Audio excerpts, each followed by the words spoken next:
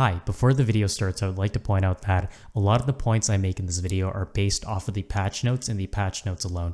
The patch 0.44 isn't out yet, so I haven't done any testing, so a lot of the points I make in this video and a lot of the stances I have in this video are subject to change after further testing once the patch actually comes out.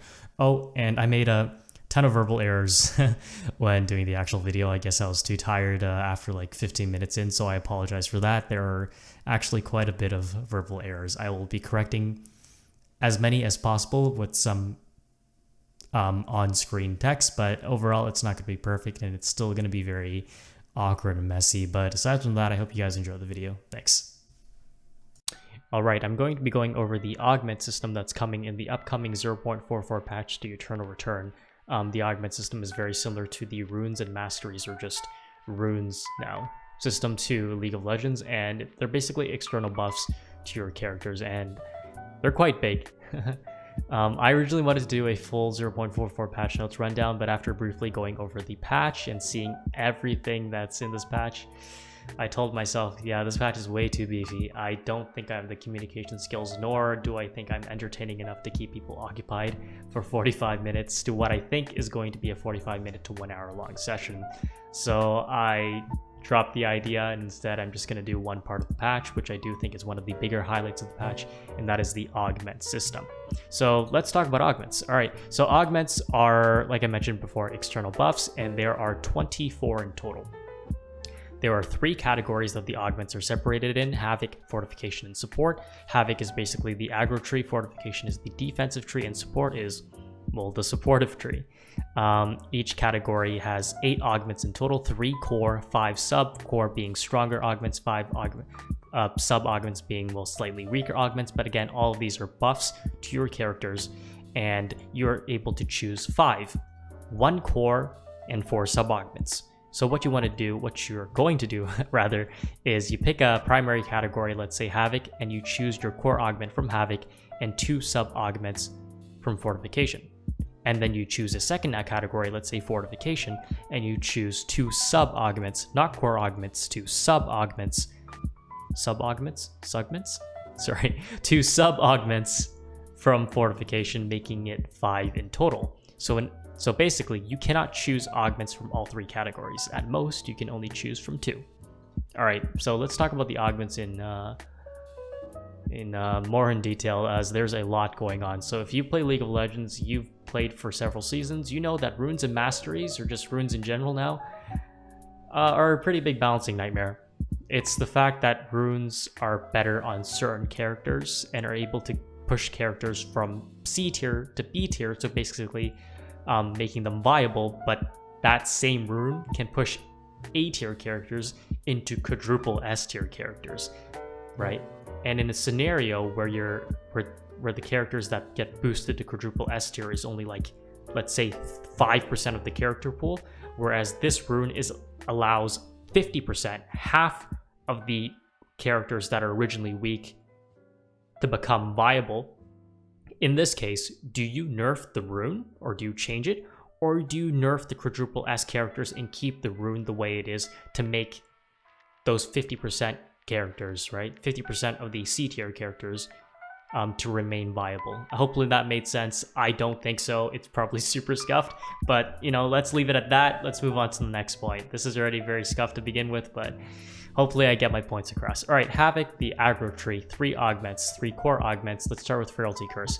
Frailty Curse, your 3rd basic attack or skill excludes weapons and item skills against the same test subject within 3 seconds, deals level times 10 true damage, and reduces their defense by level times 0.6% for 4 seconds, and it has a cooldown of 30 seconds.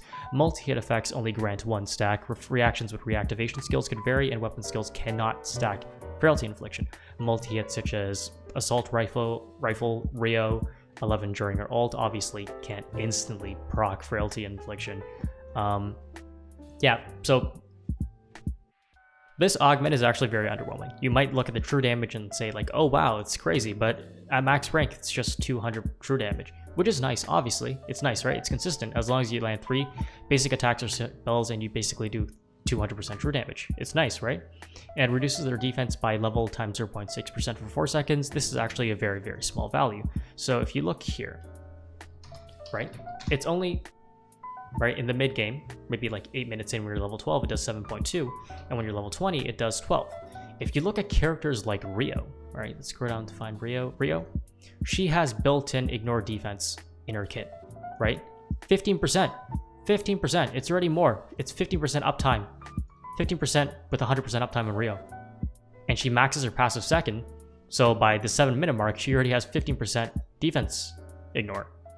On top of that, she almost always builds radar, which grants her 26 critical strike chance, and she actually scales, right? Her ignore defense scales off of her crit chance. So let's say she has 15, and she has scaled, this is the 0.5 times 26. Okay, that is an X, my bad. Right? By 7 minutes in the early to mid game, she has a permanent 24%, ignores 24% defense.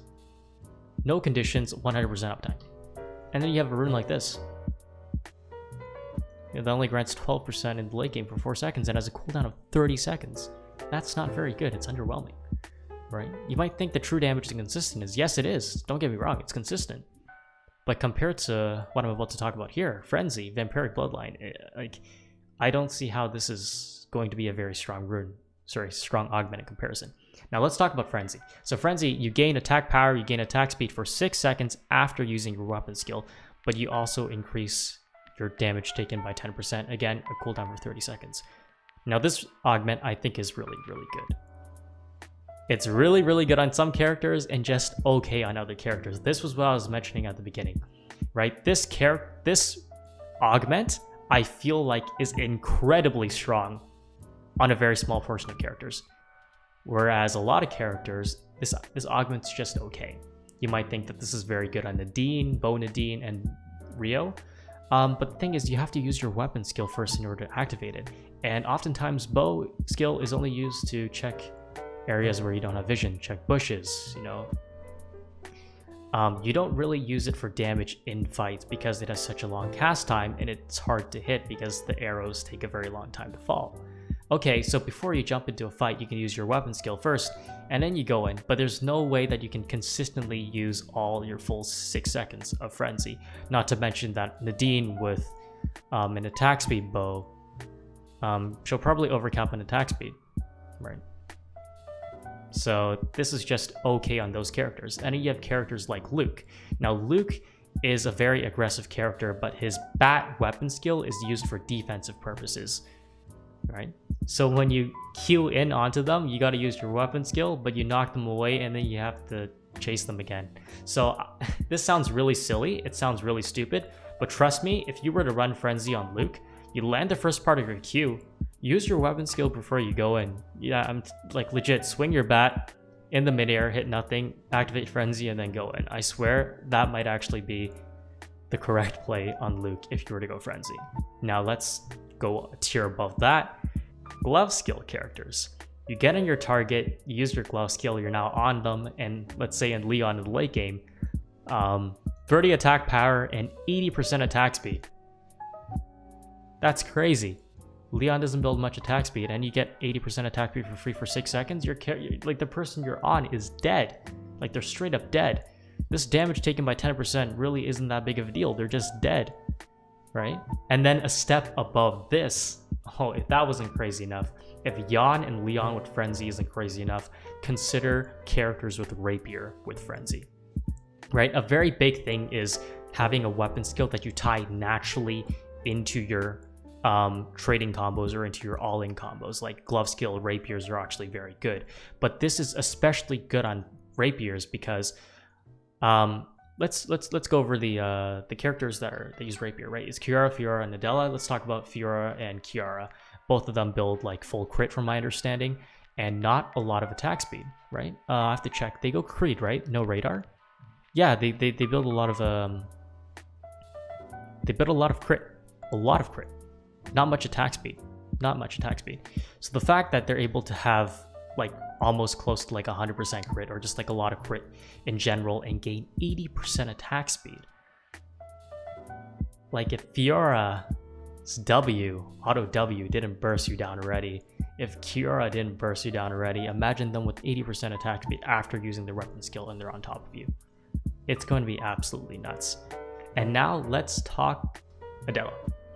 So Adela has a very interesting interaction with attack speed. So her attack speed is locked at 0.66, but her passive converts attack speed into attack power. So 0.8, she gains 0.8 attack power for every 0.01 attack speed gain. So every 1% attack speed, she gains 0.8 attack power. All right, let's do the math here.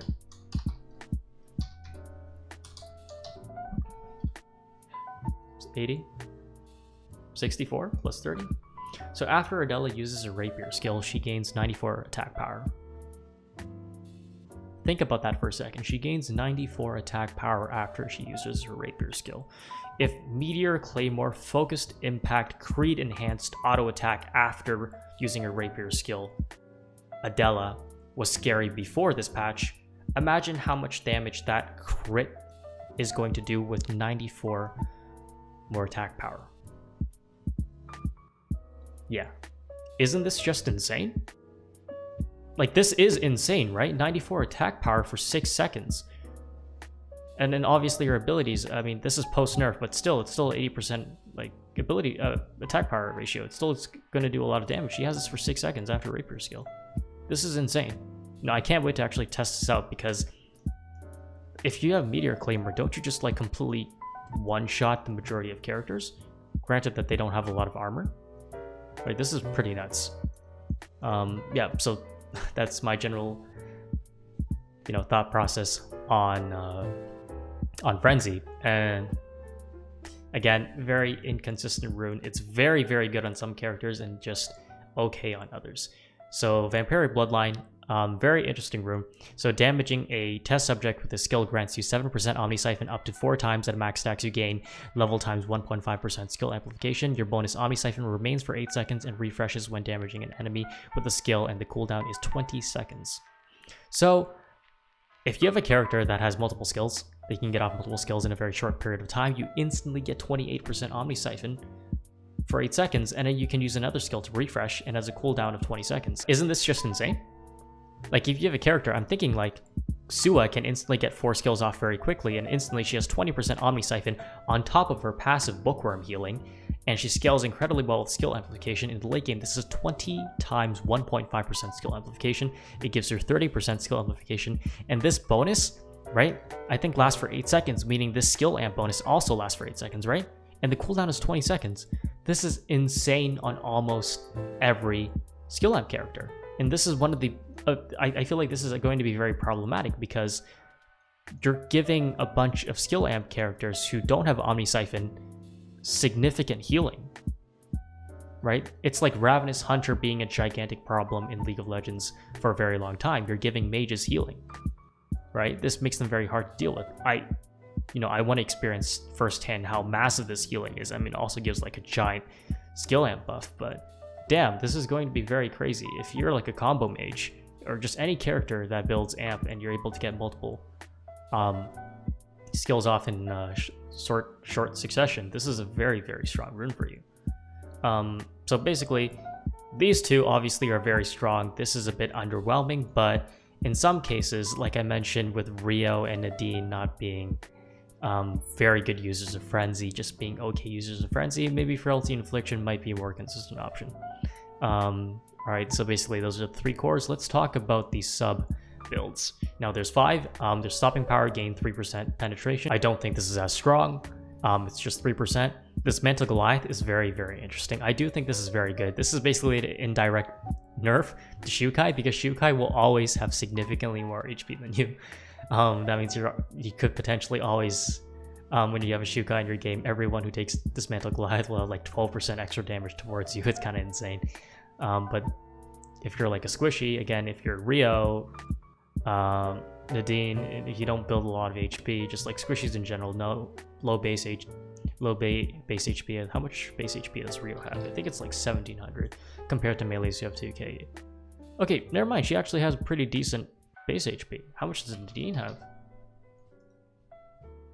Okay, it's significantly lower. Okay, 1800. Like range characters usually have lower health, late game health values compared to melee. So yeah, getting Dismantle Goliath, extra damage is great. And here's a very interesting one. So Vengeance. Deal 10% more damage in safe zones after final restricted areas are activated. So basically in the late game, in the very, very late game, in the final area, you gain 10% more damage when you're fighting for first place or fighting for as high placement as possible. This is very good. You might think, oh, just because this augment is only usable in the late game that it's bad, but after looking at the other augments, you'll probably think that this 10% more damage is actually much more valuable than, let's say, 3% armor penetration. Spirit Calling, also very interesting. Restore 10% of your damage delta's SP. Not a lot of characters use SP, right? Or they are perfectly fine with just minimal SP items. So a lot of characters don't really use this. However, on some characters that have very, very high SP costs and are basically characters that constantly spam their abilities, I'm looking at Sua. I feel like this is very good. On Sua, at almost all games, I have 2 to 3 fully stacked hot honey waters or purified waters in my item slot. With this augment, I actually think I can survive throughout the game with just 1 slot of fully stacked purified water, hot honey water. Opens up an inventory slot for maybe more wards, transition pieces. I feel like this is very, very good. More food, right? I do think this is very good, right? And in that case, I can just, instead of taking Dismantle Goliath, which is Dismantle Goliath, I can take Spirit Calling and Vengeance, because, well, Sua goes Burnished Aegis into Scotty, has a, she goes Tac Ops, which grants her a bit of health. She's a melee character, so she's gonna have more HP than the average person. So maybe Dismantle Goliath isn't as valuable as Spirit Calling. And then you have Quench. Quench, I originally thought is going to be pretty bad, but there has been buffs to animals this patch, and androids like Alpha Omega now hit harder and are valued a lot more. And some characters that don't have built-in lifesteal, aren't Enide characters, may have a hard time killing mobs, and especially global objectives like Alpha and Omega. So maybe taking Quench isn't too bad, but I can definitely see Frenzy, Dismantle Goliath, Vengeance, or Vampiric Bloodline, Dismantle Goliath, Vengeance being a pretty core 3-rune Havoc setup. Alright, so with that being said, let's move on to Fortification. So Fortification, I think Diamond Shard is incredibly strong. Reminds me, it's pretty much Aftershock of League of Legends. It makes you way too tanky, and also for some reason it does pretty decent damage too. I don't think this rune is balanced at all, right? In the late game, it does 20 plus your level times 5. Increases your defense by 20 plus your level times 5 for 4 seconds. It increases your defense when you're level 20 by 120 for 4 seconds after you hard CC someone. 120 defense, and afterwards you deal in the late game 240 AoE skill damage around you, and then enemies hit are slowed by 50% for an additional 3 seconds. Like, how can you look at this and then look at this and say that they're valued at the same tier, right? It's pretty insane. It's actually really insane. And then it only gets stronger once you look at these sub augments, but I'll be going over that later. But Ironclad and Oblivion Can Wait are decent, but I feel like if you have hard CC and you're going the Fortification tree, you're choosing the Fortification category, I feel like it's Diamond Shard almost all of the time. Ironclad using weapon skill makes you Ironclad, reducing your damage taken by 30% and granting you 40 plus defense times 0.15%. You actually gain quite a bit of tenacity for 3 seconds, but unless you're in team modes and you're against like multiple forms of CC stacking in solos, having a lot of tenacity, I don't think is a very big deal. Reducing your damage taken by 30% is decent, but then you look at Nikki's W and you're like, okay, this isn't that good. Right? If you have this, it's just significantly better and more consistent, right? And then you look at Oblivion Can Wait. Take up to 0 to 40% reduced basic attack damage if your HP is 50 to 10% or lower. Damage reduced this augment is multiplied by 0.5 plus defense times 0.025 and is reflected to the inflictor as cellular damage. So damage is reflected, but keep in mind that this is only reduced basic attack damage. It doesn't reduce skill damage. So basically half the character pool, this defensive core augment doesn't really have much value against. Plus, it has the condition of you being low health in general. In this case, isn't this just better? It is. It's significantly more consistent. Alright, let's talk about the sub-augments, and this is where things get even more insane. So increase your defense by 20 plus level times 1.5 seconds for 3 seconds after gaining a shield from a skill or being healed by a skill. Okay, so you're level 20 times 1.5, this is an additional 50 defense. So if you have a mobilize, you have hard CC in your kit, on top of having a shield or a skill that heals you, you can potentially gain 170 defense, right, for 3 seconds, and then 120 for the second after that. Think about a character like 11, taunts you, gains this defense, picks up one of her burgers from her passive, heals, and all of a sudden she has 170 defense. How do you even kill her, right? It's insane. Like, this combination, Diamond Shard plus Emboldened, it's going to be fantastic, like a little too strong in certain characters if you have hard CC built into your kit. Right, and then you have Cavalcade. Reduce damage taken by all players times 3% for each player in a 5-meter radius. Great as a defensive sub-augment for third-partying when there are a lot of people in the area. You gain a lot of tankiness. Again, in team modes, this is going to be fantastic because at the very least, you're going to be surrounded by... There's going to be 3 players around you. You and your 2 teammates, right? It counts as you, right? It counts... Like yourself counts as 1, right? I assume it does. So constant 9% reduced damage, I feel like it's going to be pretty damn good. Granted that your teammates and everyone else is around you in a 5-meter radius, but that's not too hard. It's a 5-meter radius. Steadfast, take 10% less damage when immobilized. This is okay, right? Hard CC is not going to last for several seconds, maybe 1 to 2 seconds. It helps with burst. Maybe you get queened by Adela, you get feared by Hedgen. 10% is pretty good, but obviously this, I feel like it's more consistent. And then obviously Emboldened is just absolutely crazy. Dull Blades, upon receiving critical strike damage taken in the next 5 seconds is reduced by 7.5 seconds. I can see this being pretty good on dual sword rookies who build full crit, Kiara, Fiora. Let's say they crit you for 300. That's the math. Let's see, they crit you for 300. How much is the value here? Let's move this here. 300, 7.5 reduced by 7.5. Okay.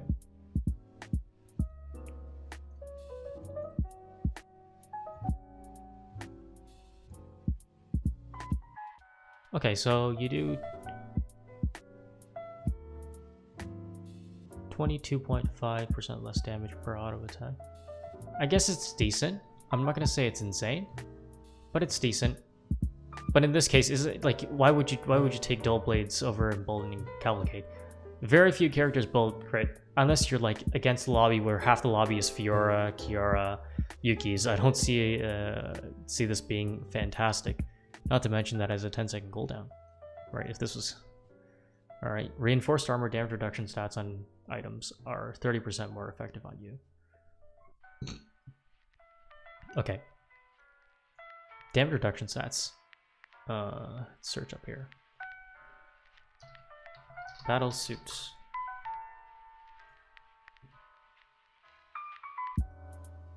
Is it like these are both damage reduction stats, right? All of these are damage reduction stats, right? So does this 8% get increased? Does this flat value get increased? Does this percent also get increased from this? Because if that's the case, if everything gets increased, this is pretty good. However, if only one type of reduction gets increased, this is not very good, and instead, why not just take Emboldened and Cavalcade in almost all scenarios? Again, requires a lot more testing, but again, there's always, again, like Havoc, there seems to be a very core three augment setup for Fortification. It's going to be Diamond Shard, Emboldened, Cavalcade, or Diamond Shard, Emboldened. Yeah, it's probably going to be Diamond Shard, Emboldened, and Cavalcade. Now support. Now this is super interesting. This is very interesting. So healings and shields from your skills are increased by 20 plus skill amplification percent times 0.2%. Targeted shields and healed targets shield and healed by you gain attack power for 4 level times 2 attack power for 4 seconds and are immune to healing reduction. This excludes. Okay. So again, a lot of these are going to be used in team modes. I feel like you're sacrificing too much defense, too much aggression. If you're using this in solos, I do think in some cases this might be good in solos, but I feel like this is going to change the squad meta for significantly because all of these are very, very strong, very, very strong supportive augments. And if you have someone in your party who takes one of these, I feel like it's going to be very, very significant. It's going to make a very big deal. So healing and shields from your allies are increased by your skill amplification. Target shield and heal by you. So I'm thinking Kathy, emergency surgery. I feel like it's going to be pretty crazy if you want to, right? Because if you look at here, like Kathy can make use of this. It's all right. It's aggressive, but if you were to play Kathy in team modes, isn't this really good? And then there's also a rune. There's also an augment that I want to talk about that really enhances healing factor on Kathy. Might be really strong too. I'll talk about that in a bit. Sorry, it's already 25 minutes into this video. I didn't expect this video to take this long, and I am really drained. I forgot to get water. This is actually very difficult. I don't know how streamers can talk for so long. This is actually very, very difficult. I probably stuttered more than a notable number of times, and it's getting rough here, but let's keep going and let's just keep going. So healing drone, using your ultimate summons a healing drone that follows you for 5 seconds. The drone heals you and your allies in a 3-meter radius for 5 plus your level times 0.5 missing health every second. So this is very, very big, right? It also changes the way you play the game a lot. Normally you go and eat, and most characters use their ultimate immediately, but in some cases, if you're support, right, let's say you're an 11, you go in, don't pop your ult immediately, and if your carry just gets bursted but doesn't die, pop your ult, and all of a sudden, okay, this is pretty insane. Let's say your carry has 2k health, gets bursted down to 1.5, gets bursted down by 70%, has 500 health left, right? So it has 1.5. This is your carry's missing health. Let's say this is a Rio. You pop your ult, you summon a healing drone, and it follows you. You hang around your carry, and then all of a sudden, it's healing for 5 plus your level. Let's say in late game, you're 20 times 0.5% missing health. So it's 15% missing health per second. The initial tick of healing is going to be 225, right? And obviously, it's not going to be 225 per second because now your carry has more health, so it's going to be... This is the next tick. It's still really consistent. This is per second, by the way. You can legitimately save your carries if they don't get fully bursted down, and then they're going to be up. Because keep in mind, this also heals you and your allies. So obviously, this is going to be very, very valuable in team modes, especially squads. Again, you can take this on any supportive character, and heck, you can even take this on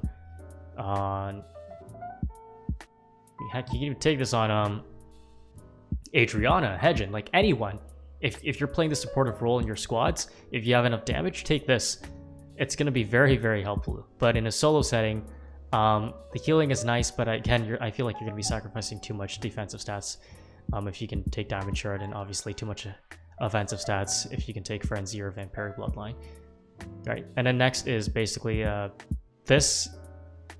They're very similar to one another, but this basically does more damage, increases the skill amp for you and your allies, and also increases movement speed. This is pretty good, but not every character uses skill amp. If your carry doesn't skill off skill amp and instead extra normal attack damage user, maybe this isn't that good. The movement speed is pretty significant though. It's a percentage, so it's going to be 0.5 times level, 20 times 0.5. It's 20% movement speed, which is pretty damn significant. I'll have, like, let's say you have a base movement speed of 360.